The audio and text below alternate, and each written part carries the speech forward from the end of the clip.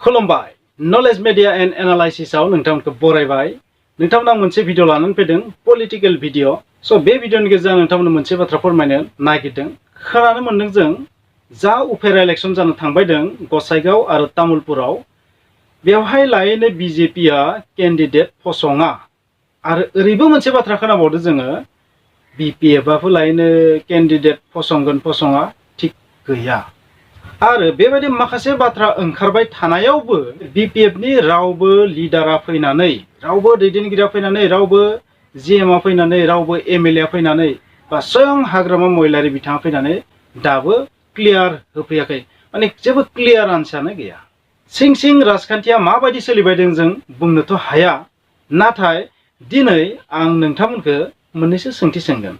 हमनानै लाबाय बीजेपीआ कैंडिडेट हमारा, नाथाय दा बाथ्राया जाहैबाय यूपीपीएलआथ' कैंडिडेट होखागोन जाहैबाय, नाथाय बीपीएफआ कैंडिडेट होआबा बेखौ राजखान्थि नोजोरजों नायोबा बेनि मिनिंआ मा जाहैदो?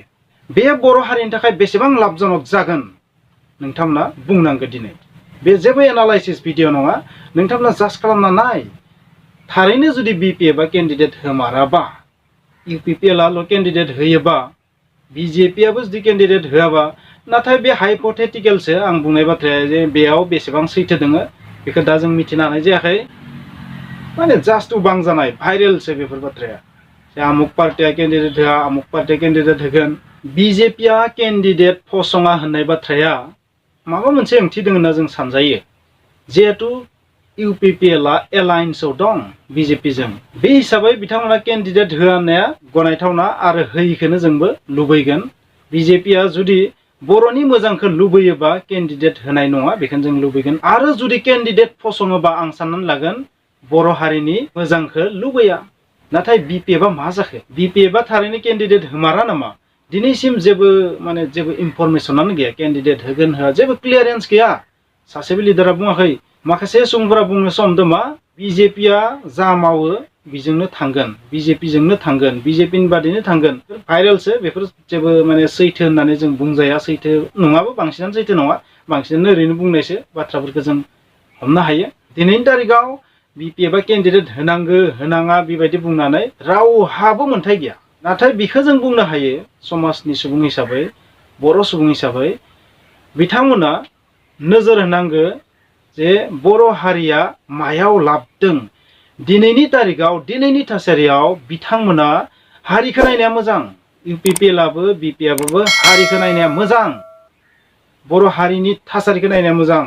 जुदि जोंनि गेजेराव खौसेथि गैयाबा जों माखासे खामानिखौ आसाम सरकारनि थ्रुयै, भारत सरकारनि थ्रुयै जोङो मावफुंनो हाखानाय नङा होनना मिथिखागो। स' बिथांमोना हारिखौ नोजोराव लाखिनानै कैंडिडेट फसंनाय फसङिखौ, बिजाथि फसंनाय फसङिखौ डिसिसन लानांगोन होननानै आं सानो। जाय पार्टिया फसङा मानो बर' हारिनि लाब जानांगौ, बे बुस्थुआ जानांगौ। सिं सिंबाबो माबा मोनसे गोरोबथा जानांगौ, बेखौनो बुंगोन बर'नि आफादफोरखौ।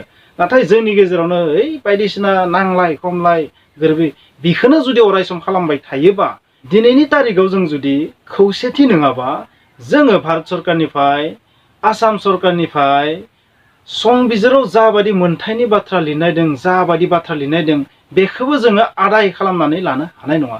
मानो होनोबा जाय गोहोआव दङ बिनिफ्रायसो बिनांगौ जायो गासै बुस्थुखौ। नोंथाङा बुंनो हागौ आयेनाव जों ओरै मोनखायो, संबिजिराव ओरै लिरनाय दं, नोंथाङा बुंनो हागौ। नाथाय संबिजिरखौ सोर लिरो? मानसिया लिरो।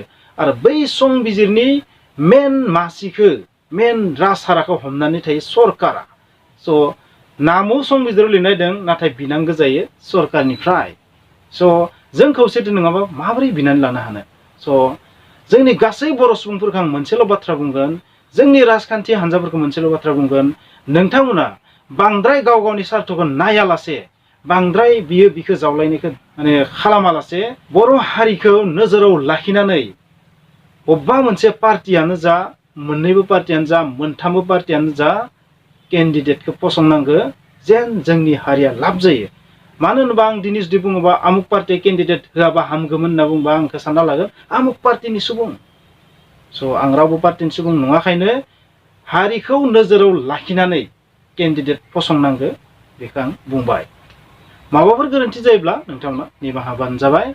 स' जों जाबायदि भाइरेल निउस मोनबाय थादो, बे माखासे भाइरेल निउस फैनायनि उनाव हाग्रामा महिलारि बिथाङा दिनैसिम मोनसेबो क्लियारेन्स होआखै आरो बे क्लियारेन्स होयैनिफ्राय जोंनि बर' सुबुंफोरा माखासे गोनो गोथो जानानै दं नङा होमबा बिथांनि मेन माने क्लियारा मा बिथांनि क्लियारेन्सआ मा क्लियारेन्स सार्टिफिकेटआ मा बिथांनि जे उफेरा इलेक्सनाव बिथाङा माबायदि इलेक्सन गेलेगोन जोंथ' नुबायदों UPPLनि दैदेनगिरि बिथांमोना जुदि उफेरा इलेक्सननि बाथ्रा बुङो अब्लानिया बाथ्राखौनो दानखायोसो बाथ्राखौ बथिंबा दानख्लेंलांखायो गुबुन लाइनथिं लांखायो माने सिरियास बिसय नङा होनना बुंखायो थामहिनबा सिरियास बिसय नङानि ओंथिया सिं सिं माबाफोर नङा होमबा बुंला बेखिनिखौ सिं सिं माबाफोर दट दटबो जानो हागौ बै दट दटखौथ' साननैसो उनाव मिथिसिगोन थारैनो जेब्ला हाग्रामा महिलारि बिथाङा माबा मोनसे फोसावनानै होयो स' आसा खालामबाय नोंथांमोना बे भिडिअखौ नायनानै माबा मोनसे गियान मोनबाय माबाफोर गोरोन्थि जायोबा निमाहा होबानो जाबाय आरो जुदि नोंथांमोना माबाफोर बोसोन होनो गोनां दंबा प्लिज बोसोन होबानो जाबाय